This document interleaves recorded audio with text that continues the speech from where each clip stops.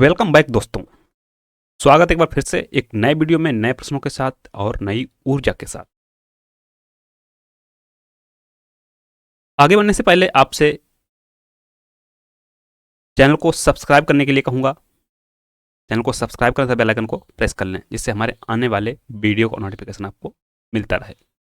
और यदि वीडियो पसंद आए तो वीडियो को लाइक करें, शेयर भी करें। तो शुरू करते हैं आज के प्रश्नों को।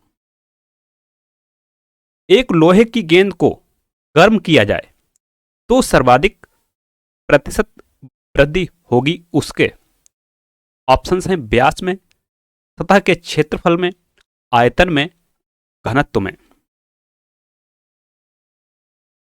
सबसे ज्यादा वृद्धि होगी उसके आयतन में, ऑप्शन सी।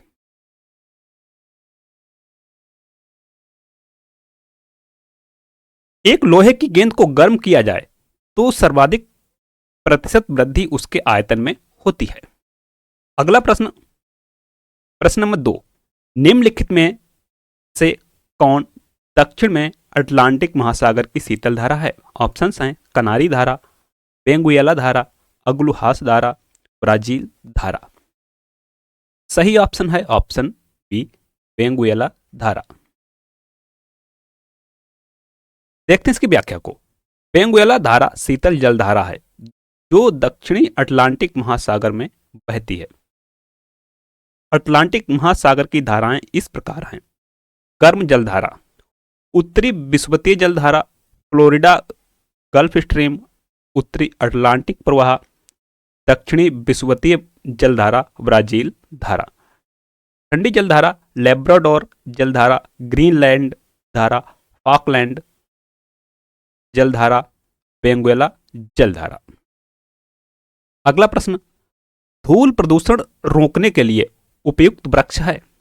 ऑप्शंस हैं सीता, अशोक, महुआ, पॉपुलर, नीम। सही ऑप्शन है ऑप्शन डी, नीम। नीम का पेड़ उत्तम धूल नियंत्रक है। प्रश्न नंबर 4। संगणकों के आईसी चिप्स प्रायः बने होते हैं। ऑप्शंस हैं क्रोमियम के, लेड के, सोने के, सिलिकॉन के।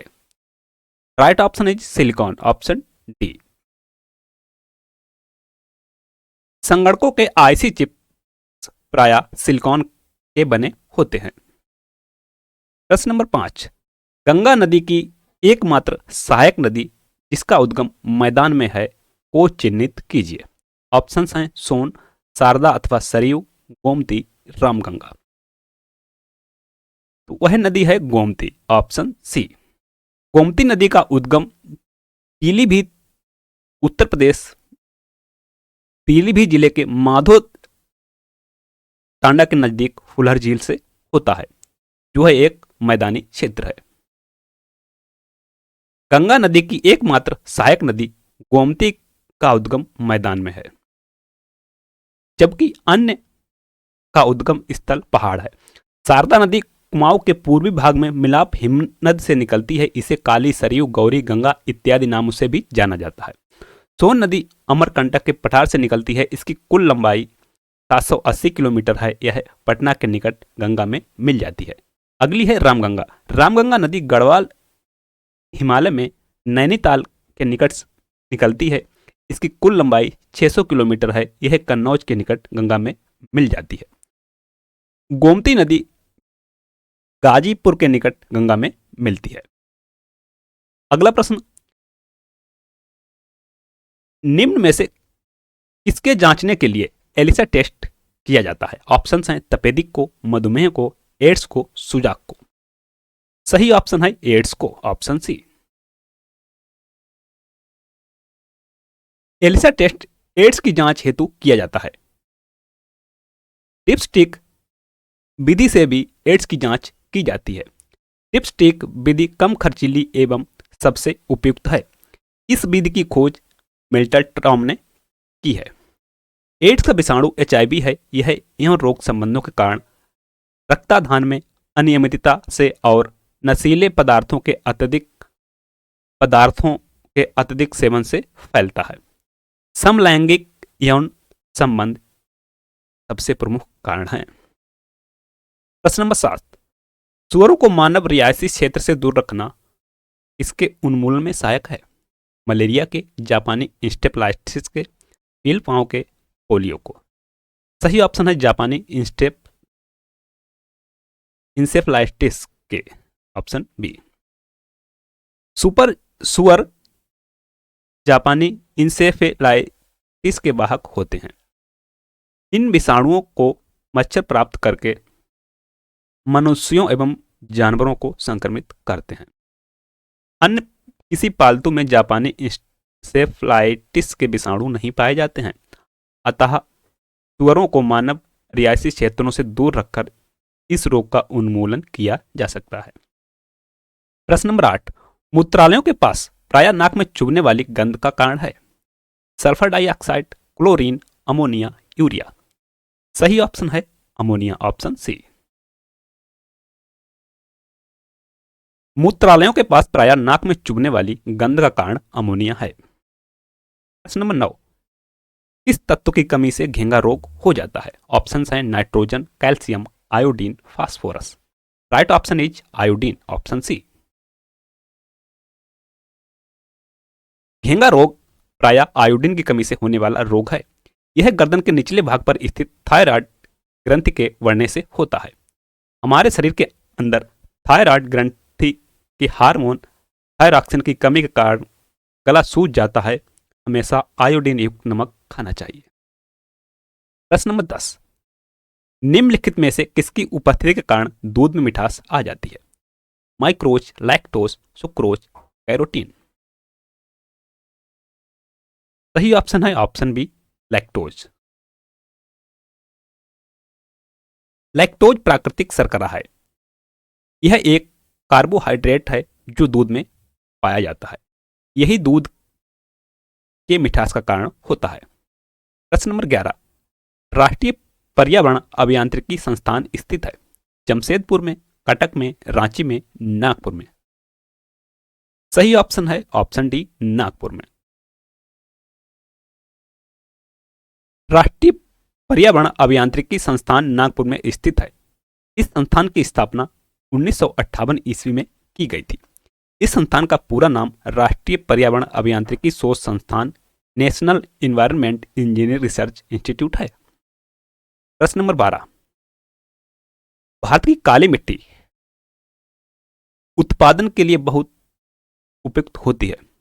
कपास की फसल के लिए, धान की फसल के लिए, गन्ने की फसल के लिए, गेहूं की फसल के लिए। यहां पर सही है वह है ऑप्शन ए, कपास की फसल के लिए। भारत की काली मिट्टी कपास की फसल के लिए बहुत उपयुक्त होती है। यह मिट्टी मुख्य रूप से भारत के दक्षिणी भाग में पाई जाती है। आंध्र प्रदेश, महाराष्ट्र, तमिलनाडु, गुजरात, दक्कन के पठार आदि क्षेत्र में इसका विस्तार पाया जाता है। इस मिट्टी की जल धारण क्षमता बहुत अधिक होती है एवं भीगने पर चिपचिपी हो जाती है। इसे स्वतः जुताई वाली मृदा भी कहा जाता है। प्रश्न नंबर 13, निम्नलिखित में से कौन सदाबहार फल वृक्ष है। सेब, बादाम, आड़ू, लोकाट। सही ऑप्शन है लोकाट, ऑप्शन डी। लोकाट एक सदाबहार फल वृक्ष है। इसका उत्पादन जापान में सर्वाधिक होता है। प्रश्न नंबर 14, निम्नलिखित शैल तंत्रों में से कौन भारत के कोयला निचयों डिपॉजिट्स का प्रमुख स्रोत है। धारवाड़ तंत्र, कुड़प्पा तंत्र, गोंडवाना तंत्र, विंध्य तंत्र। सही ऑप्शन है ऑप्शन सी, गोंडवाना तंत्र। भारत के कोयला भंडार का 98% भाग गोंडवाना क्षेत्र से प्राप्त होता है। इस क्षेत्र का विस्तार 90,650 वर्ग किलोमीटर पर है। इसका प्रमुख क्षेत्र पश्चिम बंगाल, झारखंड तथा उड़ीसा राज्यों में फैला है, जहां से 76% कोयला प्राप्त किया जाता है। नंबर 15, विश्रामपुर जिसके खनन के लिए प्रसिद्ध है वह है ताम्र अयस्क, लौह अयस्क, कोयला, मैग्नीज। सही ऑप्शन है ऑप्शन सी कोयला। छत्तीसगढ़ के सरगुजा जिले का विश्रामपुर क्षेत्र कोयला खनन के लिए प्रसिद्ध है। प्रश्न नंबर 16, शांत घाटी अवस्थित है उत्तराखंड में, केरल में, अरुणाचल में, जम्मू और कश्मीर में। सही ऑप्शन है ऑप्शन बी केरल में। शांत घाटी केरल राज्य में अवस्थित है।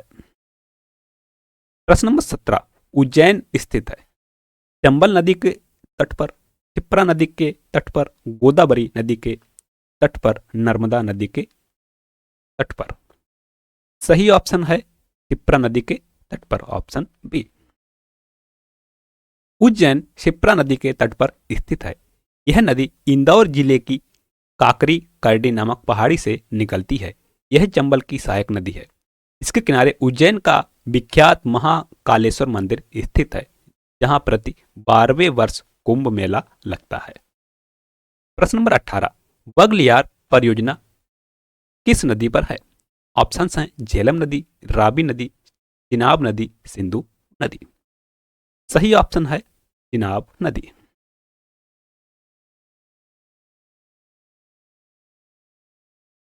बगलियार परियोजना चिनाब नदी पर स्थित है। वीडियो को लाइक करें, शेयर करें और चैनल को सब्सक्राइब नहीं किया है तो प्लीज सब्सक्राइब कर लो, एक बटन ही तो दबाना है। नेक्स्ट क्वेश्चन, संघ एवं राज्यों के बीच करों का विभाजन संबंधी प्रावधानों को, संघ एवं राज्यों के बीच करों के विभाजन संबंधी प्रावधानों को वित्तीय आपात के समय निलंबित किया जा सकता है, राष्ट्रीय आपात के समय निलंबित किया जा सकता है, किसी भी परिस्थिति में निलंबित नहीं किया जा सकता है, मात्र राज्यों की विधायिकाओं के बहुमत की सहमति से ही निलंबित किया जा सकता है। यहां पर सही ऑप्शन होगा ऑप्शन बी, राष्ट्रीय आपात के समय निलंबित किया जा सकता है केंद्र एवं राज्यों के बीच करों के विभाजन संबंधी प्रावधानों को। राष्ट्रीय आपात की उद्घोषणा राष्ट्रपति द्वारा अनुच्छेद 352 के अंतर्गत की जाती है। आपात की उद्घोषणा के प्रवृत्त रहने के दौरान राष्ट्रपति को अपने आदेश द्वारा संघ और राज्यों के बीच वित्तीय संसाधनों के आवंटन संबंधित संविधान के उपबंधों को उपांतरित करने की संवैधानिक शक्ति है, किंतु ऐसा आदेश उस वित्तीय वर्ष की समाप्ति के आगे प्रबद्ध नहीं रहेगा। इसमें ऐसी उद्घोषणा प्रवर्तन में नहीं रहती है। 20वां और अंतिम प्रश्न, मंत्रिपरिषद सामूहिक रूप से निम्न में से किसके प्रति उत्तरदायी है? प्रधानमंत्री के प्रति, राष्ट्रपति के प्रति, राज्यसभा के प्रति, लोकसभा के प्रति। यहां पर सही ऑप्शन है ऑप्शन डी, लोकसभा के प्रति। संसदीय विशेषता की मुख्य विशेषता कलेक्टिव रिस्पॉन्सिबिलिटी। संसदीय व्यवस्था की मुख्य विशेषता कलेक्टिव रिस्पॉन्सिबिलिटी, लोकसभा के प्रति सामूहिक उत्तरदायित्व। मंत्रिपरिषद सामूहिक रूप से लोकसभा के प्रति उत्तरदायी है। यदि सरकार के विरुद्ध अविश्वास प्रस्ताव पारित होता है तो संपूर्ण मंत्रिपरिषद का अंत हो जाता है। Thanks for watching. वीडियो को लाइक करें, शेयर करें और चैनल को सब्सक्राइब नहीं किया है तो सब्सक्राइब कर लो, बेल आइकन को प्रेस कर लो, जिससे हमारे आने वाले वीडियो का नोटिफिकेशन आपको मिलता रहे। इसी के साथ जय हिंद, नमस्कार।